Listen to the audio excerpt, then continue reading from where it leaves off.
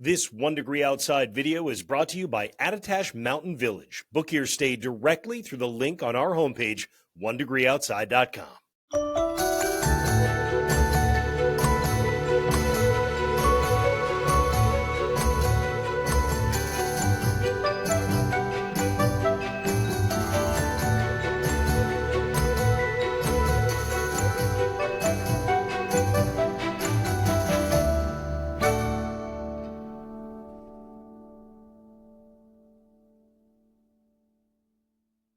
Hey, did you catch that coupon code? 15AMV gets you 15% off your stay at Attitash Mountain Village, and you can book right on our homepage, onedegreeoutside.com. Thank you to Attitash Mountain Village for this awesome partnership. All right, pattern predictions. Can you believe it? Through the end of 2024. Now, jet stream pattern. We're going to take a look at this. Steer storms acts like a thermostat. One disturbance coming in through the middle of the week. Another one Friday into Saturday.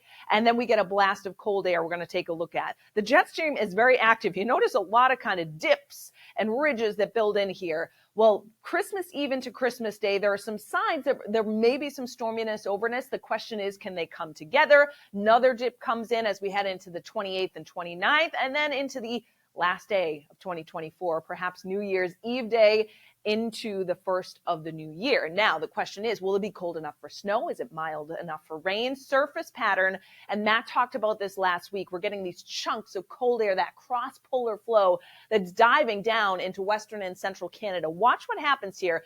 Even though we have some mild air in place briefly Tuesday into Wednesday, then we turn more seasonable to end the week before this blast of Arctic air comes in. I've zoomed the view out a little because we will be the coldest spot across not only the lower 48, actually parts of southern and central Alaska will be milder than we will be here in New England. We're talking about some sub-zero temperatures that will come into play, and notice the deeper yellows and purples that are over us last into the start of next week.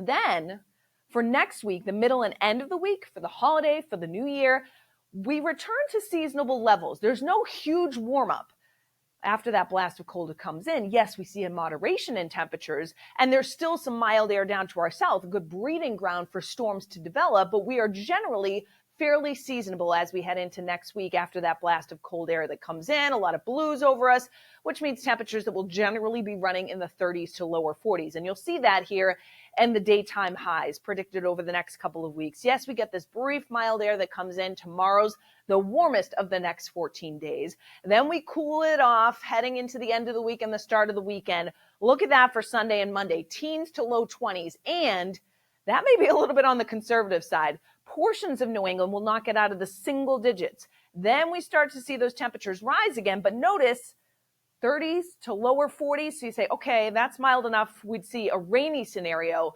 But keep in mind, that's the New England-wide average. So that would certainly promote colder temperatures across the northern half of New England. And if you take a look at overnight low temperatures, there's that blast of chill, that Arctic air mass that comes in for the second half of the weekend and the start of next week. These numbers, too, may be a little bit conservative.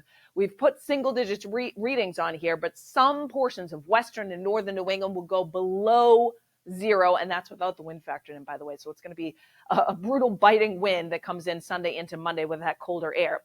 Yes, the middle and end of next week, we start to see a moderation, but I mention that for overnight lows because it all comes down to timing, right? So as these disturbances come in, they come in at nighttime. Yes, we're talking about snow, and it may be a bit of a mess as we see those daytime highs climb to seasonable levels, particularly in southern New England. So it may be a scenario where we get some snow and some changeover and a little bit of flip-flopping here. So we'll watch that closely. The bottom line, and you'll see it in the precipitation chances, is with this active jet stream, there are no signs of big, long-lived blockbuster storms or a blocking pattern where we get into an extended storm that's going to dump feet of snow. But every few days, there is an elevated chance of precipitation. That includes for the Thursday time frame, Friday into Saturday, start of next week, potentially Christmas Eve into Christmas Day, and then after that, 28th into 29th, and then potentially for New Year's Eve day. So it's about, I'd say, every 2 to 3 days, we have a chance for some storminess to come over New England. So there's lots to watch in the coming couple of weeks. Of course, we'll keep you posted on it all right here on our website, onedegreeoutside.com, the top of our app too, and social media as well. So check it out.